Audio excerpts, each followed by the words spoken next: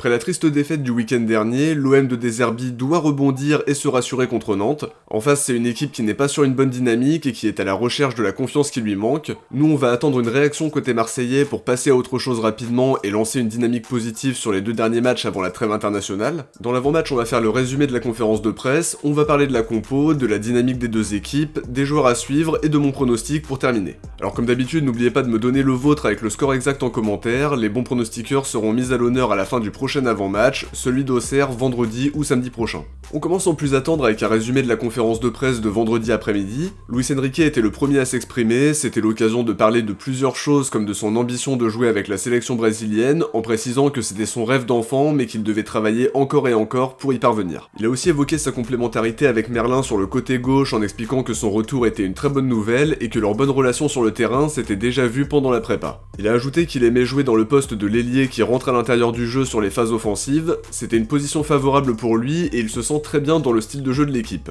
Il concède quand même qu'il doit être plus décisif et qu'il doit sans doute prendre plus de risques, c'est d'ailleurs quelque chose qu'il travaille beaucoup à l'entraînement ces derniers temps. Il en a profité pour revenir sur le match du week-end dernier en expliquant que De Zerbi était plus froid cette semaine, que le travail avait été plus acharné et que l'ambition de l'équipe c'était de montrer une réaction pour les supporters bien sûr, pour prendre confiance et pour montrer que cette lourde défaite n'a pas eu d'impact. De Zerbi a commencé sa conférence de presse en apportant des précisions sur la situation compliquée de Jean-Pierre Papin. Il confirme qu'il n'a aucun problème avec lui et qu'ils ne se sont pas beaucoup parlé récemment parce que les horaires de leurs entraînements respectifs ne coïncidaient pas, mais il a semblé bien énervé d'être associé à une polémique comme celle-ci. Il a confirmé le retour de Merlin en précisant qu'il ne pourra pas jouer le match intégralement, mais en laissant planer le doute sur sa titularisation. Il a aussi clarifié sa pensée par rapport à Greenwood en expliquant qu'il avait fait d'excellents matchs, mais souvent entrecoupés par des matchs moins aboutis. C'est finalement à l'image de l'équipe qui alterne entre le bon et le moins bon selon les matchs. Il rappelle que c'est une équipe qui est toujours en construction avec beaucoup de changements l'été dernier, un nouveau style de jeu donc ça ne s'assimile pas totalement en quelques semaines. Il ajoute qu'ils ne sont pas encore à leur plein potentiel et que ce sera de mieux en mieux au fil des matchs. Son mot d'ordre c'est de gagner à Nantes pour être à 20 points en 10 matchs, ce qui est plutôt pas mal même si on peut avoir des regrets sur certains matchs évidemment.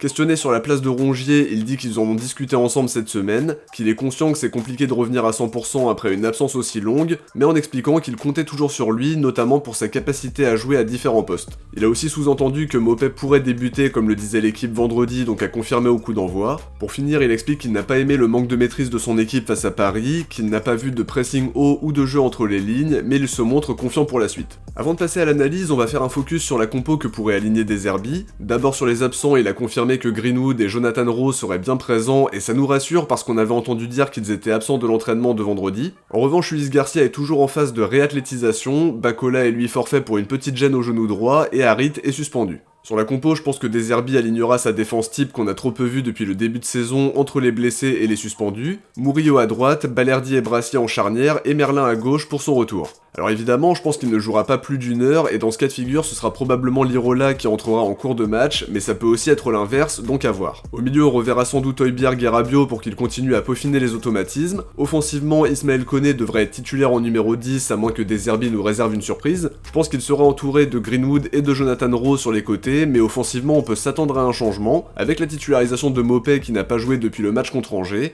et qui pourrait être titulaire pour la 2e fois après le match contre Nice, où il avait d'ailleurs marqué. De votre côté, dites-moi quel compo vous voulez voir dimanche soir, j'attends vos avis en commentaire. On passe à l'analyse des 2 équipes en commençant par Nantes qui est actuellement classée 12ème en Ligue 1. Ils avaient bien commencé en prenant 7 points sur les 3 premiers matchs avec un match nul contre Toulouse et 2 victoires contre Auxerre et Montpellier. Mais la dynamique est moins positive à l'heure actuelle parce qu'ils n'ont tout simplement plus gagné depuis le 31 août et la victoire 3-1 à Montpellier dont j'ai parlé avant. Sur les 5 derniers matchs, ils ont fait 3 matchs nuls et 2 défaites. D'abord un partout à Angers dans un match qui s'est joué en première mi-temps avec le but de Le Penant et l'égalisation d'Abdelli sur un penalty qui semblait généreux à vitesse réelle, mais en revoyant les images, il y avait bien une semelle. Ils ont enchaîné un 2e match nul consécutif contre Saint-Etienne et clairement là ils peuvent avoir des regrets parce qu'ils menaient 2-0 un peu avant l'heure de jeu. Ils ont eu plusieurs situations pour prendre le large comme l'action où ils touchent le poteau, mais Saint-Etienne a égalisé en 10 minutes avec un but de la tête et un but sur penalty de Sissoko. Après ça il y a eu la défaite 2-0 à Lyon qui est loin d'être illogique parce que les Lyonnais ont eu beaucoup d'occasions franches en dehors des 2 buts, le poteau de Nuama, les 2 situations de Fofana et de Tagliafico qui finissent petit filet, et finalement en dehors de la première occasion de Simon et de la frappe de Mostafa Mohamed, Nantes n'a pas vraiment réussi à inquiéter Lyon. Sur leurs 5 derniers matchs, le plus abouti c'est certainement le match nul contre Nice avec Lafont qui a sorti 2 frappes dangereuses de Boga et d'Abdi. Ensuite ils ouvrent le score grâce à Ablin qui reprend parfaitement un centre de Simon. Ils sont totalement battus sur le but de Guessant, mais ils ont posé des problèmes aux Niçois en se procurant même une dernière grosse occasion avec la frappe de Le Penant. Le dernier match a été beaucoup plus compliqué avec une défaite 3-1 contre Strasbourg qui pose des problèmes à pas mal d'équipes depuis le début de la saison, on a pu s'en apercevoir nous-mêmes. Ils ont globalement été dominés avec des difficultés sur les côtés, ils n'étaient pas attentifs sur le premier but d'André Santos, ils sont complètement battus sur le deuxième avec un superbe centre de Bakwa, et pour finir la Madjer de Bakwa pour mener 3-0. Ils ont quand même réussi à réduire le score grâce au but du tout jeune Guirassy qui a été entré en jeu.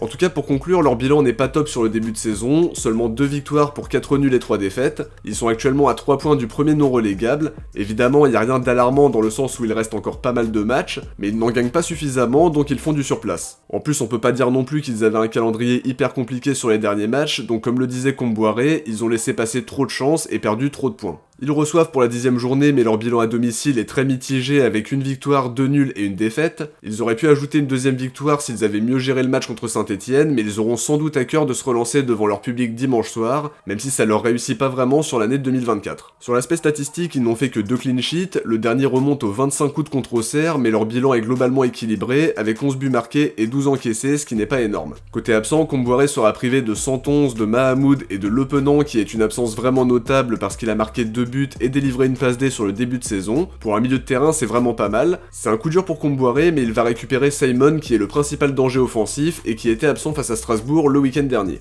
Côté marseillais, l'enjeu ce sera évidemment de rebondir après la triste défaite à Paris qui a certes été marquée par l'expulsion d'Amin Harit, ça c'est indéniable, mais c'est aussi un match qui a été mal négocié par l'OM dès le départ avec 20 minutes catastrophiques avant de se retrouver à 10 contre 11. On a vu une équipe spectatrice qui n'était pas conquérante, qui subissait en regardant les Parisiens se trouver facilement dans notre partie de terrain. On l'a longuement évoqué dans le débrief, mais nos milieux de terrain ont été totalement battus dans la bataille du milieu, nos centraux n'étaient pas dans le coup non plus, et globalement le 11 choisi par De Zerbi n'a pas fonctionné. Brassier à gauche et Kondogbia défenseur central, ça n'a pas vraiment porté ses fruits. Luis Enrique a été plutôt invisible, on n'a pas aimé non plus la faible implication collective et défensive de Greenwood, ça c'est problématique et on espère qu'il va vite rectifier le tir, et Wai s'est fait bouffer dans son duel avec Willian Pacho, même s'il n'a pas été aidé par l'expulsion d'Harit. Maintenant, faut absolument gagner à Nantes pour rebondir rapidement et passer à autre chose. On se déplace pour affronter une équipe qui a des difficultés à domicile, qui est sur une dynamique compliquée sur les derniers matchs. En plus, une victoire nous permettrait de reprendre notre place sur le podium puisque Lille est passé devant grâce à leur point du match nul contre Lyon. Heureusement pour nous qu'ils ont égalisé dans le temps additionnel parce que si on gagne à Nantes, on peut repasser 3ème et même 2ème à la différence de but parce que Monaco a perdu face à Angers à la surprise générale. Il y a un coup à faire et j'espère que ce sera pas comme les années précédentes où l'OM a souvent déçu dans ces cas de figure. Là, faudra savoir en profiter même si ce sera pas définitif parce que la saison est encore longue, mais il y a déjà l'opportunité de recoller à Monaco et de prendre la 2ème place à l'issue de la 10ème journée, donc il faut absolument la saisir.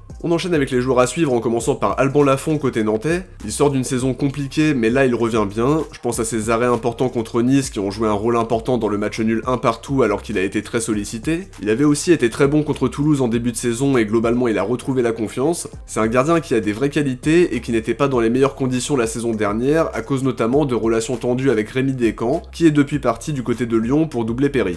Offensivement, je vais commencer par Simon qui est toujours le principal danger offensif côté nantais. Je crois que je le cite à quasiment tous les avant-matchs quand on affronte Nantes, mais il fait vraiment mal sur son côté gauche grâce à ses qualités d'élimination, sa vivacité, sa capacité à être à la dernière passe comme à la finition. Tout ça combiné, ça fait de lui un joueur très impactant. Son absence face à Strasbourg a fait mal à Nantes, mais il sera de retour dimanche et il faudra être très attentif. Dernier joueur nantais à suivre, Mostafa Mohamed qui a très peu joué sur le début de saison en se contentant d'entrer en jeu à chaque match. Il est de retour comme titulaire depuis 2 matchs et même s'il n'a pas encore marqué cette saison, c'est un attaquant qui pèse sur les défenses, qui est difficile à bouger dans les duels et qui a de bons déplacements. Il n'a pas été suffisamment trouvé sur les 2 derniers matchs, mais si on lui laisse trop de liberté, il peut nous punir rapidement. Côté marseillais, je vais commencer par Murillo qui aura un duel important à jouer face à Moses Simon. Ce sera pas une mission simple de le contenir et il faudra qu'il soit totalement concentré sur 90 minutes. Je trouve que c'est l'un des rares Olympiens à avoir fait un bon début de match en posant des problèmes au tandem Mendes-Barcola, même si évidemment il est battu sur leur combinaison sur le premier but. Il a fait quand même 2-3 interventions importantes et on espère qu'il sera aussi serein dimanche soir pour contenir Simon. Offensivement, je vais dire Greenwood qui a été pointé du doigt par De Zerbi après son match raté contre Paris. Nantes est souvent mis en difficulté sur le côté droit comme on a pu le voir contre Strasbourg avec Bakwa qui s'est vraiment amusé. On attendra de Greenwood qu'il se montre déterminant offensivement mais qu'il soit aussi impliqué dans le repli défensif et dans les efforts collectifs qu'il ne fait pas suffisamment. Avec les différences qu'il est capable de faire sur son côté, ce sera un vrai avantage pour nous s'il est dans un bon soir. Je termine avec Mopé qui pourrait être titulaire d'après les infos qui sont sorties vendredi et qui ont aussi été sous-entendues par De Zerbi. Il n'est pas entré contre Paris et a priori le staff regretterait de ne pas l'avoir fait jouer. On connaît ses qualités, il va peser sur la défense nantaise, il sera à l'affût du moindre ballon qui traîne et toujours à 1000% dans les duels. Après faudra qu'il sache se modérer parce que les arbitres de Ligue 1 ont le carton facile, surtout en ce moment, il en sait quelque chose. Maintenant pour vous donner mon pronostic, j'ai envie d'être optimiste et surtout j'ai envie de croire à une grosse réaction après la défaite de dimanche dernier. On va affronter une équipe qui manque de confiance, qui est en plein doute et qui n'est pas particulièrement à l'aise à domicile. C'est pas une équipe qui encaisse énormément, mais la clé ce sera d'être réaliste sur les occasions qu'on aura, d'être juste techniquement et créatif devant. Je vais miser sur une victoire marseillaise 3-0 pour rebondir après le classico raté, avec des buts de Greenwood, de Mopé et de Rabiot. On a vraiment besoin de prendre des points parce qu'il y a moyen de passer deuxième à la fin de la 10e journée. Ça nous mettra en confiance avant de jouer au CR pour potentiellement être deuxième à la trêve internationale, ce sera vraiment très bien. Pour ça, il faut prendre 6 points sur les 2 prochains matchs, ne pas déconner, et ça ne tient qu'aux joueurs de montrer leur meilleur visage. Comme on l'a dit en intro, n'oubliez pas de me donner votre pronostic avec le score exact dans les commentaires, on découvrira qui a vu juste dans le prochain avant-match. En revanche, personne n'a trouvé le score exact pour OM PSG, mais un grand merci d'avoir été aussi nombreux à me donner votre pronostic. De mon côté, j'arrive à la fin de cette vidéo, j'espère qu'elle vous a plu, et si c'est le cas, n'oubliez pas de laisser un like avant de partir pour me soutenir et permettre à la vidéo d'être mieux référencée. Je vous invite aussi à vous abonner en activant la cloche pour ne rien louper de l'actualité de l'OM. Si vous avez regardé la vidéo jusqu'au bout, écrivez De Zerbi dans les commentaires. De mon côté, je vous dis rendez-vous dimanche soir ou lundi midi pour l'analyse du match. D'ici là, n'hésitez pas à aller voir le dernier épisode d'ActuOM qui est sorti vendredi, le lien sera en description, en commentaire épinglé et vous pourrez directement cliquer sur l'écran de fin de vidéo dans quelques secondes. Ciao, portez-vous bien, bon match à tous et surtout allez l'OM.